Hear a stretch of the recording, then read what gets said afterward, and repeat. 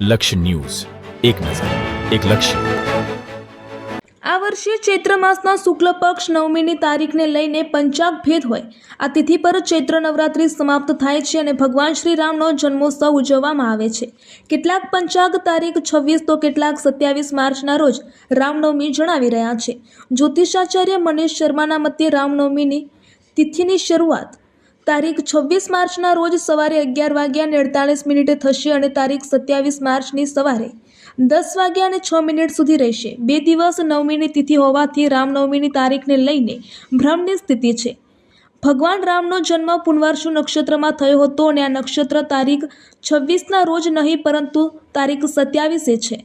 આ દિવસે સૂર્યોદય પણ નવમી તિથિમાંથી જ થશે, તેથી તારીખ 27ના રોજ રામનવમી ઉજવવી એ શ્રેષ્ઠ છે। જ્યારે બીજી તરફ કેટલાક વિદ્વાનોના મત છે કે શાસ્ત્રો અનુસાર ભગવાન શ્રી રામનો જન્મ ચૈત્ર શુક્લ નવમીની બપોરે થયો હતો, તેથી જે દિવસે બપોરે નવમી તિથિ હોય છે તે જ દિવસે રામનવમી ઉજવવી જોઈએ। આ વખતે તારીખ 26 માર્ચની બપોરે નવમી તિથિ રહેશે, તેથી આ જ દિવસે નવમી ઉજવી શકાય। આમ શહેરમાં 2 દિવસ શ્રીરામ જન્મોત્સવ ઉજવતા હોવાનું જાણવા મળતા અત્રે અઠવા પોલીસ સ્ટેશનમાં શાંતિ સમિતિની બેઠકનું એસીપી શ્રી વી.આર. મલ્હોત્રાના અધ્યક્ષપદે તથા પ્રથમ પોલીસ ઇન્સ્પેક્ટર શ્રી આઈ.એમ. હુડદ અને દ્વિતીય પોલીસ ઇન્સ્પેક્ટર શ્રી આર.આર. મકવાણાની ઉપસ્થિતિમાં રામનવમી અને આગામી હનુમાન જયંતિ તથા મહાવીર જયંતિ તહેવારોની હર્ષોલ્લાસ અને શાંતિપૂર્ણ માહોલમાં ઉજવણી થાય તે હેતુથી આયોજન કરવામાં આવ્યું હતું। શ્રી હુડદે સૌને આવકારવાની સાથે બેઠક અગત્યના જણાવી હતી।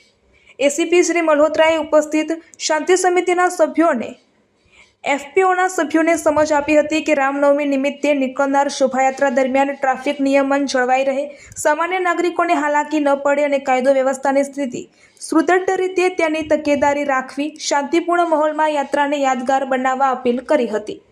બીજી તરફ આગામી તહેવારોની ઉજવણીમાં કોઈ ખલેલ ન પહોંચે અને સામાજિક સમરસતા જળવાઈ રહે અને અફવાઓ પર ધ્યાન ન આપવું તે બાબત ઉપર બેઠકમાં ભાર મુકાયો હતો। ખોટા મેસેજો ફેલાવવા નહીં અને કોઈ પણ બનાવ ધ્યાનમાં આવે તો પોલીસનો સંપર્ક કરવા સમજ આપી હતી। નજીકના ભૂતકાળમાં રમઝાન માસ અને રમઝાન ઈદ તહેવાર જે રીતે ઉજવાયો તેથી અઠવા પોલીસ સ્ટેશન વિસ્તારમાં શાંતિ અને એકતાનું પ્રતીક રહ્યું હોવાનું જાણવા મળ્યું હતું અને આ વર્ષે